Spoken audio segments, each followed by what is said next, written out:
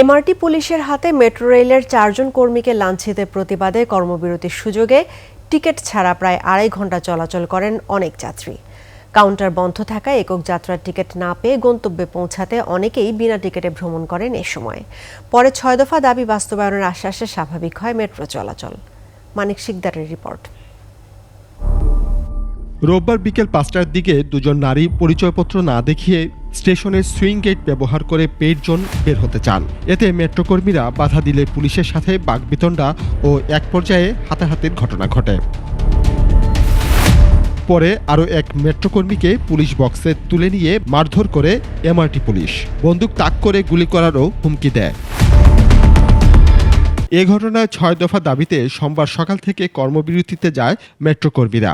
বন্ধ হয়ে যায় মেট্রোর একক যাত্রার টিকিট বিক্রি। পুলিশের সাথে নাকি ছোটখাটো একটা ঝগড়ার কারণে আপনার পিজিটিভিগুলো বন্ধ। টিকিট না পেয়ে অনেকেই বিনা টিকিটেও ভ্রমণ করেন।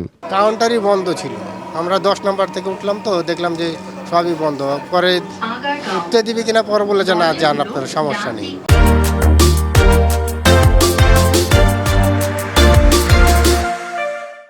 আমি মনে করলাম যে এই পাশে এসে যে সচিবালয়ের এখানে টিকিট কাটতে পারবো, পরে এখানেও কোনো করলো না। পরে বললো যে আজকে যারা এই টিকিট ছাড়া আজকে ফ্রি। কাট করা আছে তো এই কারণে আর সমস্যা হয়নি। পাঞ্চ করে ঢুকেছি, পাঞ্চ করে বের হয়ে গেছি। না আমাদের কোনো সমস্যা নাই, কাট পাঞ্চ করে যাই আসে। ডিএমটিসিএল এর ব্যবস্থাপনা পরিচালক জানান, কর্মীদের দাবি নিয়ে আলোচনা ফলপ্রসূ হয়েছে। 3 সদস্যের মিনিস্ট্রি থেকে হাই পাওয়ার কমিটি একটা করে দেওয়া হয়েছে অলরেডি, যেখানে পুলিশ থাকবে, আমি থাকবো বা আমরা টিম থাকবে, আর মিনিস্ট্রি থেকে লোক থাকবে।